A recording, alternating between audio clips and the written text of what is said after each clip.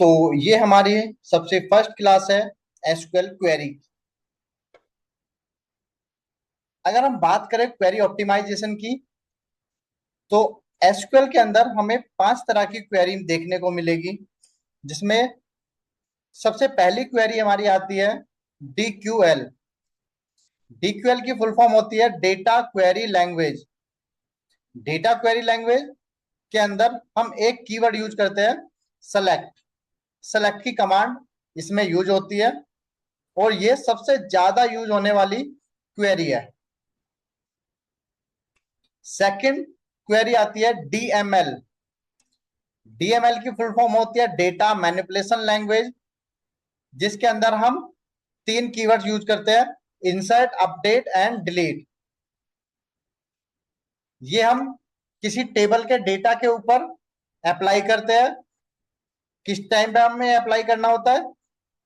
जब हमें कोई डेटा इंसर्ट करना है, जब हमें कोई डेटा अपडेट करना है, या फिर हमें डेटा डिलीट करना है, तब हम इसको यूज करेंगे। उसके बाद एक कमांड आती है DDL. DDL data definition language, जिसके अंदर हमें 4 कीवर्ड्स देखने को मिलते हैं, create, alter, drop and truncate. Create में क्या होता है? जब हमें कोई भी ऑब्जेक्ट क्रिएट करना होता है, लाइक हमें टेबल क्रिएट करनी है, हमें व्यू क्रिएट करना है, या फिर हमें स्टोर प्रोसीजर क्रिएट करना है, हमें फंक्शन क्रिएट करना है, हमें ट्रिगर क्रिएट करना है, हमें स्कीमा क्रिएट करना है, या फिर हमें डेटाबेस क्रिएट करना है। तो कुछ भी क्रिएट करने के लिए हम यूज करते हैं क्रिएट। ऑल्टर कमांड हम यूज करते हैं जब हमें बने हुए ऑब्जेक्ट को एडिट करना होता है। लाइक हमारी टेबल में 3 कॉलम्स ऑलरेडी है और हमें 4th कॉलम भी उसमें एक डालना है, एक और कॉलम उसमें ऐड करना है, या 2 कॉलम उसमें ऐड करने हैं, तो हम उसको ऑल्टर करेंगे। या फिर हमें उसका डेटा टाइप चेंज करना है, या फिर हमें उससे कॉलम को रिमूव करना है, तो उसके लिए हम ऑल्टर कमांड यूज करेंगे। ड्रॉप, ड्रॉप होता है अगर हमें किसी ऑब्जेक्ट को ड्रॉप करना है। ड्रॉप करना है मीन्स हटा देना है उसको। लाइक हमें टेबल को ड्रॉप करना है, हटाना है, तो वहां पर ड्रॉप यूज होगा। ड्रॉप और डिलीट ये 2 अलग अलग चीजें हैं। ड्रॉप और डिलीट डिलीट दोनों अलग अलग है। मैं आपको बता देता हूं डिलीट में क्या होगा। डिलीट में सिर्फ डेटा डिलीट होगा, क्योंकि मैंने आपको बताया कि ये जो कमांड है इंसर्ट, अपडेट, डिलीट, ये सिर्फ और सिर्फ डेटा के ऊपर काम करती है। बट ड्रॉप टेबल के ऊपर काम कर सकता है, डेटाबेस के ऊपर काम कर सकता है, किसी भी ऑब्जेक्ट के ऊपर काम कर सकता है। ड्रॉप का मतलब है पूरा डेटा ड्रॉप कर देना। मैं अभी दिखाता हूं आपको। लाइक एक होता है डिलीट करना। डिलीट करने का मतलब है हमने डेटा डिलीट किया, टेबल है अभी बट हमने डेटा डिलीट किया है। और ड्रॉप से क्या होगा? ड्रॉप से वो टेबल ही ड्रॉप हो जाएगा। तो ये डिफरेंस होता है डिलीट और ड्रॉप में। उसके बाद आता है ट्रंकेट। हाँ, ट्रंकेट सेम काम करता है जो डिलीट काम करता है। ट्रंकेट और डिलीट दोनों सेम काम करते हैं, दोनों डेटा को डिलीट करते हैं, बट दोनों में डिफरेंस है। क्योंकि डिलीट जो कमांड है वो सिर्फ डेटा को डिलीट कर सकता है, बट ट्रंकेट डीडीएल की कमांड है। इसका मतलब ये जो टेबल है, जिस टेबल के अंदर डेटा डाला हुआ है, उसको भी रिमूव कर सकता है। देखो कैसे।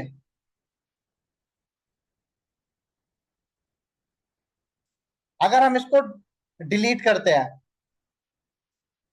तो डेटा डिलीट हो जाएगा, बट अगेन उसकी जो फॉर्मेटिंग है वो फॉर्मेटिंग सेम रहेगी जैसे पहले थी। वो फॉर्मेटिंग सेम रहेगी जैसे पहले थी।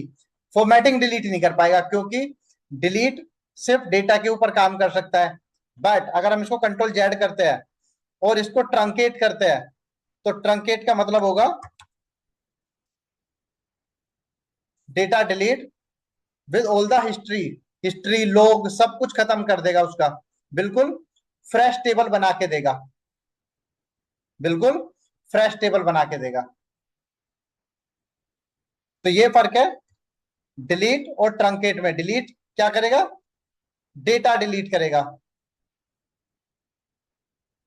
और ट्रंकेट क्या करेगा, टेबल की हिस्ट्री भी डिलीट कर देगा।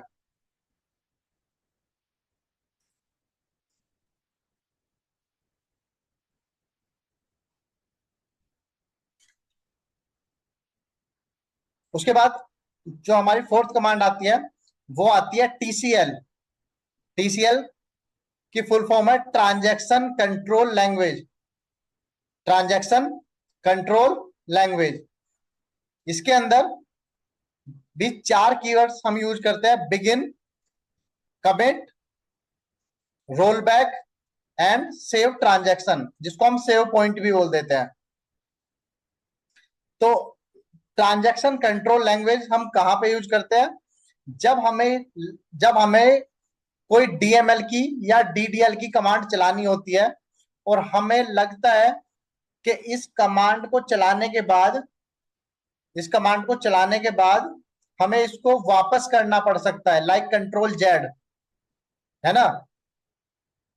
जब हमें श्योरिटी नहीं है कि हम जो कमांड चला रहे हैं वो पूरी तरह से सेफ है, तब हम ट्रांजैक्शन कंट्रोल यूज करते हैं। ट्रांजैक्शन कंट्रोल में क्या होगा, बिगिन कमांड यूज होगी। बिगिन कमांड के बाद अगर हमें लगेगा कि हमने जो कमांड दी है, हमने जो ट्रांजैक्शन किया है वो बिल्कुल सही है, वो बिल्कुल फिक्स है, तो हम कमिट करेंगे। कमिट का मतलब होता है सेव कर देना। आपने जो कमांड दी वो सेव हो गई। बट अगर हमें लग रहा है कि जो हम कमांड दे रहे हैं वो हमें रोल बैक भी करनी पड़ सकती है, रोल बैक मीन्स वापस लेनी पड़ सकती है, तब हम रोल बैक ट्रांजैक्शन यूज करेंगे। और अगर हमें लग रहा है कुछ पर्टिकुलर ट्रांजैक्शन हमें वापस लेनी होगी, तब हम सेव ट्रांजैक्शन यूज करेंगे। इसी तरह से डीसीएल की कमांड होती है डेटा कंट्रोल लैंग्वेज। ये हम तब यूज करते हैं जब हम किसी यूजर के लिए रोल क्रिएट करते हैं। तो वो यूजर इन्वोक, ग्रांट और डिनाई, मीन्स कि किस किस डेटाबेस को ग्रांट कर सकता है, किस किस डेटाबेस पे वो डिनाई है, यानी कि प्रोहिबिटेड है, वो नहीं जा सकता। तो सबसे पहले हम स्टार्टिंग करेंगे डीक्यूएल कमांड से। डीक्यूएल, तो डीक्यूएल की कमांड हमारे पास ये होती है। अब हम देखते हैं कि एसक्यूएल सर्वर के अंदर ये कैसे यूज होती है। तो एसक्यूएल ओपन करते हैं।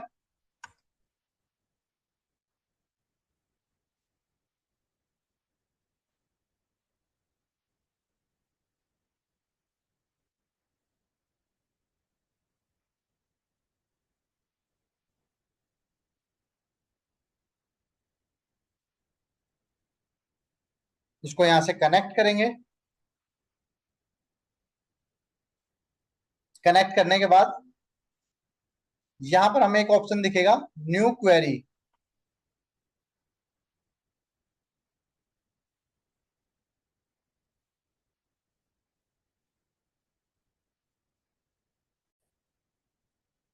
अब ये इंटरफेस हमें मिलता है क्वेरी लिखने के लिए, और हम यहाँ पर क्वेरी लिखेंगे। बट क्वेरी लिखने से पहले हमें एक काम और करना होता है।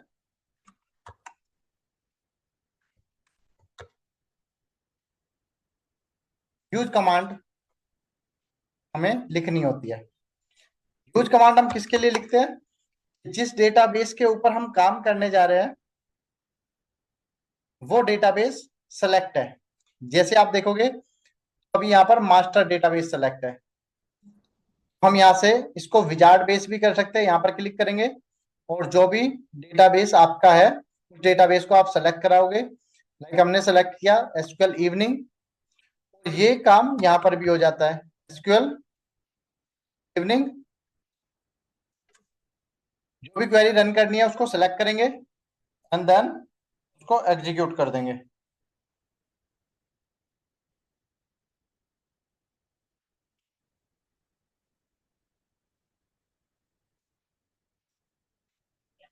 Command completed successfully.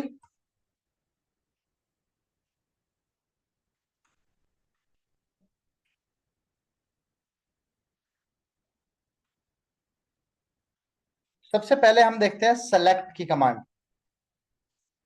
तो हम लिखते हैं सेलेक्ट स्टार फ्रॉम टेबल का नाम। जैसे हमारे पास एक टेबल है रो डेटा नाम की। अच्छा, ये कमांड हमने लिखी। इस कमांड को हम समझ लेते हैं हमने लिखा क्या, ये क्वेरी क्या लिखी गई है। सेलेक्ट, सेलेक्ट का मतलब होता है डेटा डिस्प्ले करना। डेटा विजुअलाइजेशन के लिए हम सेलेक्ट कमांड यूज करते हैं। स्टार, स्टार का मीनिंग होता है ऑल डेटा। जितनी भी आपके टेबल में रो है, जितनी भी कॉलम्स है, वो सारा रो एंड कॉलम्स ये दिखाएगा। हम कहां से, रो डेटा यानी कि टेबल का नाम। इसका मतलब क्या हुआ, इसका मतलब ये हुआ सेलेक्ट यानी कि डिस्प्ले करे, स्टार यानी कि सारा डेटा, फ्रॉम कहां से, रो डेटा यानी कि टेबल का नाम। रो डेटा नाम की टेबल का सारा डेटा डिस्प्ले करे। जैसे ही हम एग्जीक्यूट करते हैं आप देखोगे यहां पर जो भी डेटा था उस टेबल के अंदर वो इसने डिस्प्ले कर दिया। डेटा के बारे में हम बाद में बात करेंगे, अभी फिलहाल हम डेटा विजुअलाइजेशन पे ध्यान देते हैं।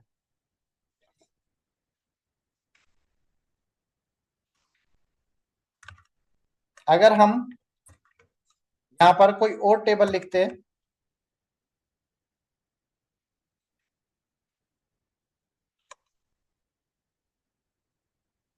ये उस टेबल का डेटा डिस्प्ले कर देता है।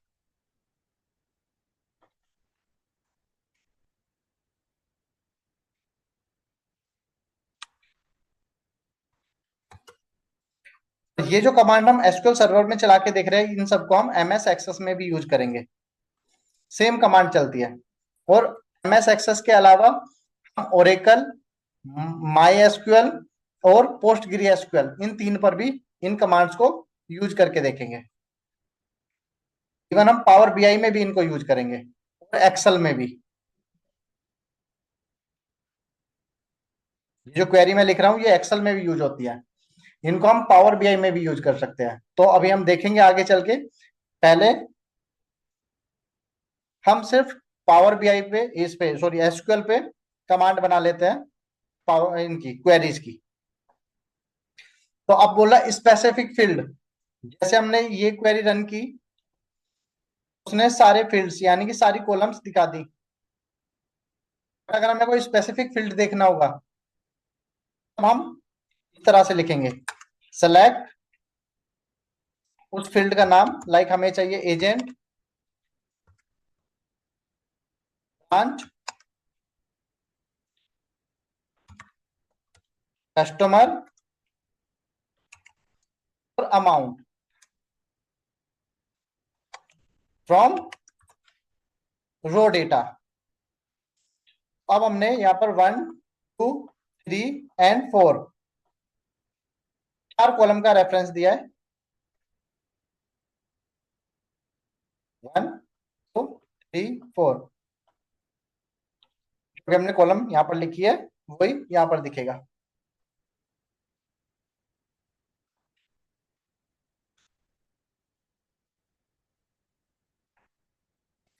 हम एक चीज और कर सकते हैं यहाँ पर, जैसे हमने लिखा है सेलेक्ट एजेंट अमाउंट क्वांटिटी, और यहां पर हम लिख सकते हैं अमाउंट मल्टीप्लाई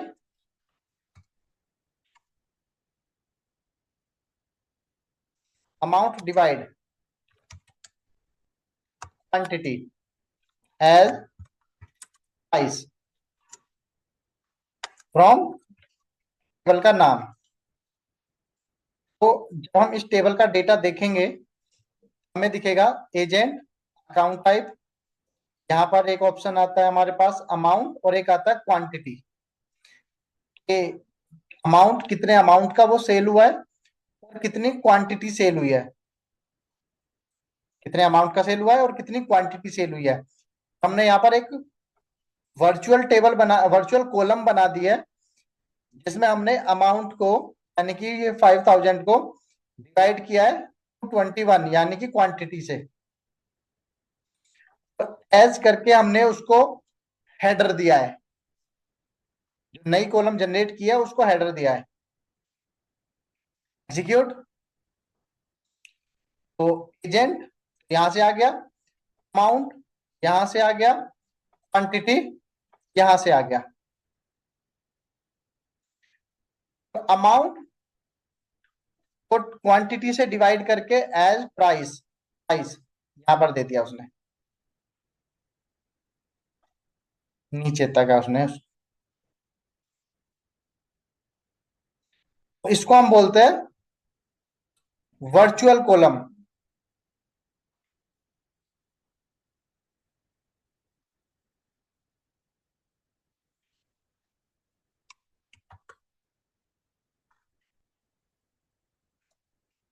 होता है टॉप स्टेटमेंट।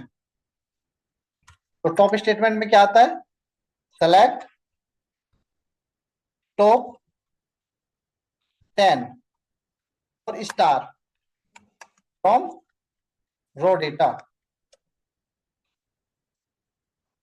उसको एग्जीक्यूट किया, आप देखोगे उसने टॉप 10 रोज ऊपर से 10 रो उसने हमें दिखा दिया, टॉप 10। अगर हमें चाहिए टॉप 10 अमाउंट, टॉप 10 अमाउंट किस एजेंट ने टॉप 10 अमाउंट किया है वो हमें देखना है। हमें लिखना होगा top 10 star from raw data, और इसको ऑर्डर बाय करेंगे। ऑर्डर बाय मीन्स डेटा को अरेंज करेंगे, और डेटा अरेंज किस तरह से करेंगे हम, अमाउंट के अकॉर्डिंग, और वो भी descending.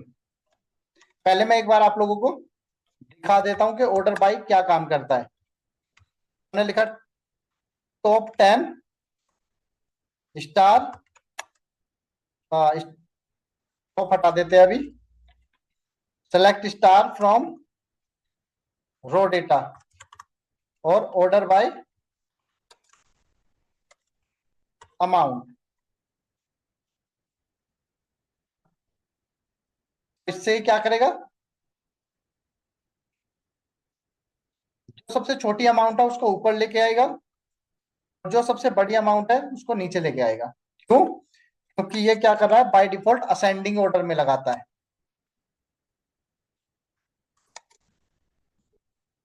By default ascending order में लगाता है। अगर हमें डिसेंडिंग करना होगा तब हमें यहाँ पर लिखना होगा सेलेक्ट स्टार फ्रॉम टेबल का नाम, ऑर्डर बाय अमाउंट, डिसेंडिंग।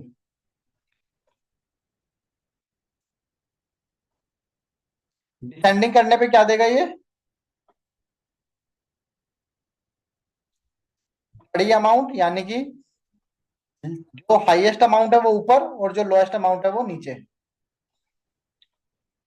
और जो हमने टॉप 10 सेलेक्ट किया था, जो हमने टॉप 10 सेलेक्ट किया था उसमें क्या था, वो ऊपर से 10 वैल्यू उठा ले रहा था। तो जब हम इसको डिसेंडिंग में कन्वर्ट कर देंगे तो क्या करेगा, ऊपर की 10 वैल्यूज उठाएगा, यहां तक, यहां तक, यहां तक, टॉप 10 वैल्यूज। देखो, जब हम इसको एग्जीक्यूट करेंगे, अमाउंट को डिसेंडिंग में डाल के जब हम एग्जीक्यूट करेंगे,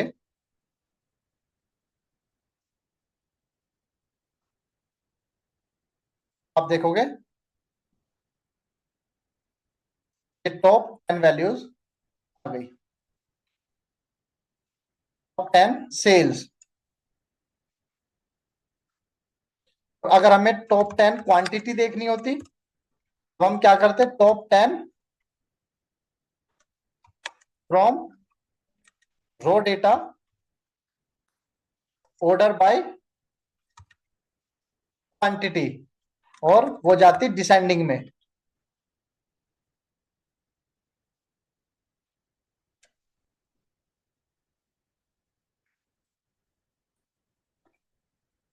जो सबसे ज्यादा क्वांटिटी सेल हुई है वो टॉप 10 हाईएस्ट सेलिंग क्वांटिटी।